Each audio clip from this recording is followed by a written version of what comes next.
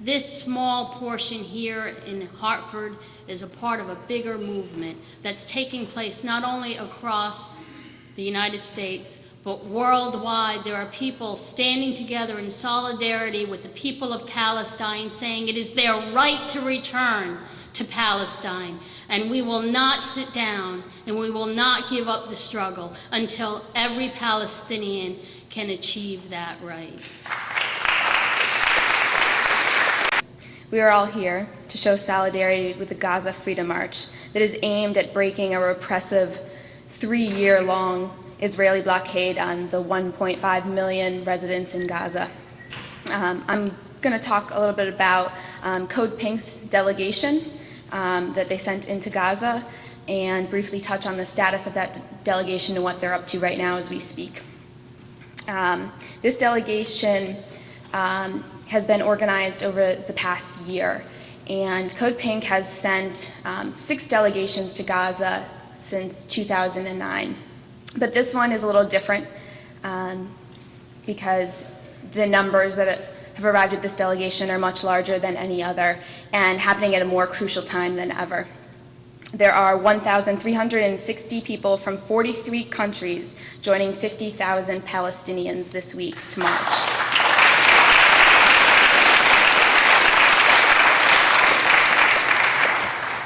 The march has been organized by the Palestinian civil society and many organizations within that since the 22-day-long Israeli massacre directly after that last January. So the plan is that this Thursday, the 31st, December 31st, all 50,000 plus people will join together to participate in a rally and three-mile march. They'll march north to Gaza to the Erez border and cross into Israel if they can. They're hoping to get as close to the border as possible with the least amount of tempting violence. The march will end in a rally filled with hip-hop music and commentary from farmers and fishermen and merchants who have experienced direct impacts of the Israeli siege. Upon reaching the Erez crossing, balloons, kites, and flags will be displayed to express solidarity with the Palestinians and Israeli peace activists on the other side. And there will be solidarity marches happening in the West Bank and on Israeli cities as well. Hello, my name is Aram Ayalon. I felt an obligation to be here as an Israeli American to express my outrage with what Israel, my country, has been doing in the West Bank, in Gaza Strip. My first, I think I was talking to somebody before, we all came to our consciousness at different time in our development. And my initial real consciousness raising came in 1982 with the massacre of Sabra and Shatila. And I was just a newcomer in the United States and a student in the University of Arizona. And just spontaneously, I went and the next day and participated in a demonstration with the Palestinian, American Palestinian brothers and sisters of mine. And on the campus of the University of Arizona. And it was a watershed moment for me where a lot of the things I was brought up on kind of hit me in the face. But it's not to say that I didn't have the foundation. I think people forget that there used to be some leftist Zionism, even though it now sounds contradiction. But there used to be my fourth grade. I was in a youth movement, a leftist Zionist movement, and she told me, I remember, 4th grade level, that there were 2 nations in this country, the Palestinians and the Israelis, and the Jews, and both have the same, at least the same rights for this country. And that was in 4th grade, so I had my base, my foundation.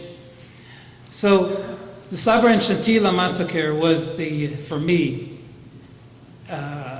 a watershed moment. And then there came many more moments that I don't have the time to tell all of them. But there were a few In 1995, I was in Israel on sabbatical with my family, and I participated in the demonstration in the Kikar Malchei Israel, the center of Tel Aviv, with the Prime Minister Rabin and delegations from Morocco, Egypt, and so on, for peace. And I was actually 100 yards from where Rabin was assassinated, right there. And that was another watershed moment. And I think in 14 years, we haven't seen any leader anymore coming to support peace and reconciliation. So that was another watershed moment. Of course, there's many more. There's the Lebanese war. There is, and the latest is Gaza. There's really no excuse for what my country is doing. There's no excuse, and there's no apology. And I think it is important to know that not all Israelis, there's not many, but there are organizations very brave that are standing there in front of the checkpoints and challenging the soldiers, are supporting, are working with their Palestinian brothers and sisters. And I'll tell you the truth that since I've been here in the United States, the closest I felt was with my Palestinian brothers and sisters, and I think we share more than our differences. So I'm here to raise a voice of at least one Israeli, and there's many more, and I think they're growing. The numbers are growing, and there are Israelis who are trying now to introduce the curriculum about the Nakba, about the Palestinian Holocaust of 1948. There's hope. I think we need to work together, Palestinian, Jews, Arabs, and Israelis, to bring justice and peace in the Middle East. Unless there will be justice for the Palestinians, there will never be peace in the Middle East.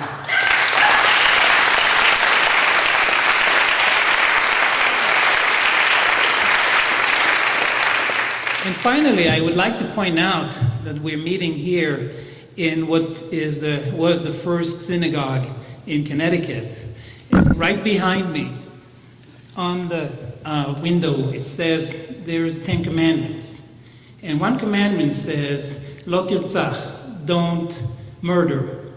And I think what has been going on in Israel toward the Palestinians is murder. And this is forbidden, so it's time to change this. Thank you. We must understand the siege of Gaza and what's behind the siege of Gaza. The siege of Gaza is a siege on the will of the Palestinian people. We've been under siege for years. Gaza is just an example. Gaza, there was an excuse given to the Israeli, a false excuse that Hamas is ruling Gaza and Hamas is a terrorist organization, etc., etc., etc. I assure you that regardless of who rules in Gaza, Gaza will be under siege. It's just different excuses that they use so they can just get to the will of the Palestinian people. And I assure you that the will of the Palestinian people is very strong. We're there to survive. We're going to be there for a long time. We're going to fight. Whether Gaza is under siege or not, we will continue to go on. But it's very important to understand these issues. It's not just Gaza. The West Bank is under siege. There is no independence. There is no government. I was in Palestine with a friend of mine, Khalid al-Qaddoumi, back in August. And what we've noticed is, like in Ramallah, within like minutes, the Israelis can close their whole city. So there's no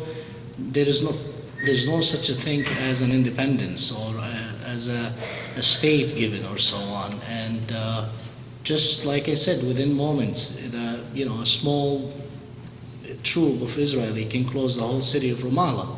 So all around Palestine, it's the same struggle and the same suffering. Unfortunately.